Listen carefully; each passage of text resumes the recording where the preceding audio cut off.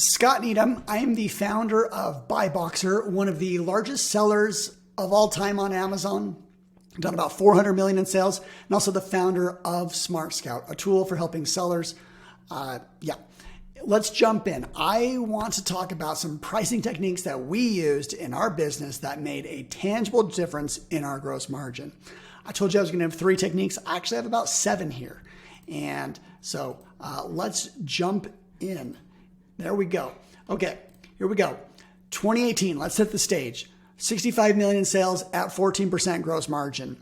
2019, 60 million in sales at 20% gross margin. Do a little bit of math here. You can realize that's a huge jump. We actually lost money in 2018 and we turned that around. And I actually think that our pricing had one of the biggest impacts to that. So big dumb picture of me. Less dumb. This is our 100,000 square foot warehouse. A lot of work here. Now, here we have proof. This is our sales. You see some 2018, 2019, and even 2020. We shrunk a little bit, all the while growing gross margin. I just didn't think 2020 would be interesting because, margins during COVID were what they were. So, pricing strategies. I think you should use a repricer. I use Channel Max right here. I think they're all great. And I think you should find one that works for you. I think it's more important how you use a repricer than it is what repricer you use. Not all of the techniques that I talk about will work with all of them. But, yep. So, strategy number 1. The most profitable sales will be in your first 30 days of a product. When you get something into Amazon, that's a chance where you usually you sell most of your stuff, you make most of your margin, and you should capitalize on that because you put in effort, you put in capital. It takes a few weeks to actually get products into Amazon. From the moment you hit order, stuff just takes longer than you want. It will always be like that. So here's some keys about the first 30 days. First, you have to understand your floor price. I use that term a lot. That's your break-even price. That's all of your costs included. And you probably should have that in a spreadsheet to understand, you got your 15% commission from Amazon. You've got your what it takes for you to ship it into Amazon and, how much you bought the inventory for. So that's our floor. Well, for the first few days, we float our price to our repricer at 20% above floor. Why? Well, because we just do it. And it doesn't always make sense why this worked. I've spent a few years thinking why, when we float 20% above, we still get a few sales, even if we're priced over someone else. Because we know that the buy box isn't always fair. We know that sometimes the buy box goes to merch fulfilled products. And if you're coming in at prime at 20% above, you're going to get sales. So we're patient for a few days. And then we also will, but let's say we don't get any sales for the first 3 days. We change our float to 15%. Then we go about 8 more days. If we get no sales, or very, very few sales, we go down to 10%. Then we go down to 5%. And by the time we're at 45 days, we're telling our repricer to go down to our floor. That doesn't mean we sell that our floor. That just means what we tell our repricer. That is the key difference here, that what you tell your repricer, what prices you submit to them is super important. And the moment we did this, it was immediate profit increase. We use something that uploads automatically. Channel Max allows for an FTP that just allows us to put prices in a document and they grab them every single day. So we regularly feed our repricer our prices, our floor prices, and every single day, actually sometimes a few times a day, we change them based off of our sales, as you'll see in the next tip. But just know that your repricer, your profit better than your repricer. Live off of that. You can do some things that they won't do. So one thing that we also do is we price up 2 to 3 times during the middle of the day for 30 minutes. Why do we do this? Well, we want to influence other people to price up. If there's only 2 or 3 other sellers on a listing, this strategy actually works. And it has, you can end up selling on average, products 30 cents higher, 50 cents higher if you implement this. And finally, I recommend a fast repricer. You want to be able to respond within a few minutes. Theoretically, I think they can get down to 2 to 5 minutes in reacting and pricing. ChannelMax is quite fast. Strategy number 2. Let's move me over. You should stock out kicking and screaming. Raise prices for product that are stocking out. This is especially useful for seasonal products.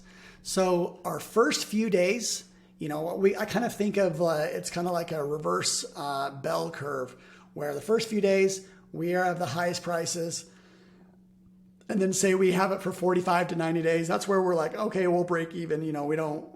And actually, sometimes we'll start to, if it gets more stale, we price even more aggressively.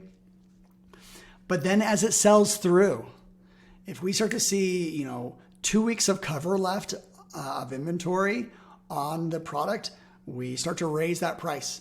And then if it continues to sell, we keep raising that price. It's very dynamic at the very end. And we've done this all basically through spreadsheet logic.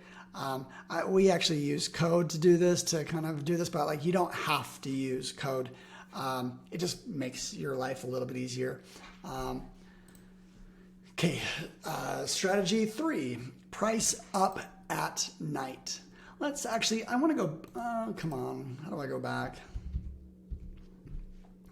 This works the most for seasonal products. So Q4, if you have this technique down, that's when you're going to get the most out of it, because people pay exorbitant prices. Everyone else stocks out. And so we use this a lot for Halloween and for Christmas.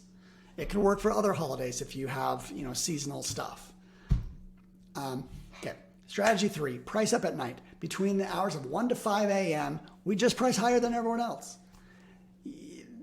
Again, with listings of 2 to 3 sellers, this makes a difference. This pulls everyone up. I've seen us pull up the price almost $2 on a single night on a single product.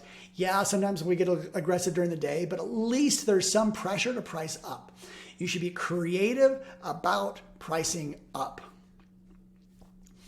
If you are only pricing down, it is a race to the bottom. And some repricers know, no matter how smart they are, they do create that pressure. I know there's algorithmic repricers out there that do very smart things, but trust me, you can add and augment things that make it even better. I've paid for the most expensive repricer out there. It did not have the tangible lift of me implementing my own price updates. Yoyo against Amazon. Sometimes repricers do this out of the gate. ChannelMax does have a checkbox for it. I have no affiliation with ChannelMax. Wish I did, because I could send them a lot of business. So Yoyo is where you just price and you beat them by a penny. You beat Amazon by a penny, and then you price back up.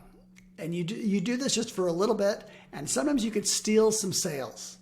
This still works. It works really well in books categories. Sometimes Amazon responds within 60 seconds, but guess what? That's 60 seconds that you have the buy box.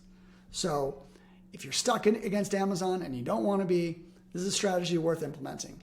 But you kind of have to use technology to do it well. Strategy number 5. Just avoid Amazon retail altogether. Here's our margin rates. For 1 month, I looked at our transactions, and I compared it with Amazon's in-stock rate. Amazon's in-stock rate is the last, window of 45 days, 90 days, I don't know where window, of how often they are in stock. And you can see our average margin correlates directly with how in stock they are. 0%, 10%, 20%, 30%. You see our average margin going down And when they are very much in stock over 70% of the time, you are just not going to have any luck. It gets really ugly and your product just gets stale, and they are a ruthless competitor. So avoid Amazon at all costs. Strategy number 6, this does work for wholesale. This does work for private label. Raise your price and use a coupon. You can raise your price $5 and throw in a $5 coupon, and you will see a lift in your conversion rate. I have tested this on thousands of products. I broke Amazon's coupon system before you could bulk upload because I was programmatically creating coupons, and it worked. It was helpful. I'm so glad that they have a bulk upload tool now. I love coupons. I talked about them on my podcast. So if you want to learn more, just type in coupons, Smartest Amazon Seller Podcast. Boom. Strategy number 7. I think this is our final strategy. This is where it's more of just a psychology than a technique. You make your profits when you purchase. So, making smart purchases is going to increase your chances of sell-through and success.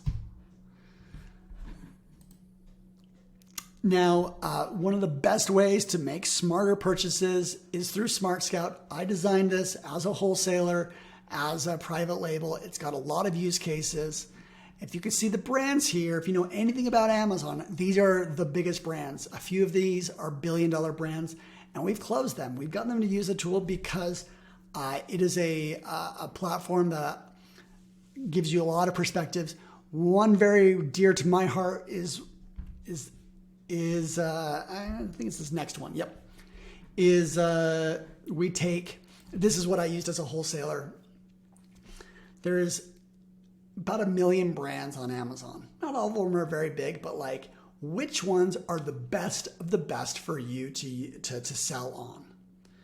And it's easy to find good brands, but what are the best of the best? Which ones have the best criteria, most likely to say yes to us? Well, we have a filter across every single brand. We have estimate revenue, we have Amazon in stock rate, and you can filter from 1 million brands to 50 brands like that. Do it every day. We have closed a lot of deals. It's great if you have some category knowledge. You can see who they are, average number of sellers, total monthly estimate revenue. You can, if you get an idea why, this is one of the reasons why these big sellers love it. Small sellers love it because we answer them a lot of questions and you find good brands fast. Let's see. Then we even have out of stock filters. So arbitrageurs that are working on brands like Lego. Literally, I got a review yesterday from someone that was selling Legos for, making a few $100s a pop because they were finding the out of stock Legos. We do have some Keepa history charts inside the tool. We've got a UPC scanner. We've got some private label. This is a category market share. It's a little bit more of a private label usage, but lots of stuff. Oh, we also have, we do some, this is the best reverse sourcing tool, hands down. And we show every seller and every brand and the percentages that they have a brand. We look at Lego here. Here's all the resellers of Lego. Toys and Video Games Trader, Toy Seller USA. We have their estimate revenue across all those brands, and you can laser in on them. More tools. Got a coupon code here for you. Smart pricing for $100 off any plan. Okay. I tried to run through this really quickly. I hope that you got a lot of value out of this video. And if you want to learn more, I do have a podcast, Smartest Amazon Seller, super humbly named. And then you can reach out to me on Instagram, Twitter, wherever. I'm all over the place now. So yeah, make sure you subscribe. Leave a comment if some of these things work for you or if they don't. DM me if they work for you or they don't. Okay, thanks everyone. I hope your Q4 2022 crushes it because I'm hoping to do the same. Cheers. Hit stop. Stop. Oh, this is going to be really embarrassing for everyone.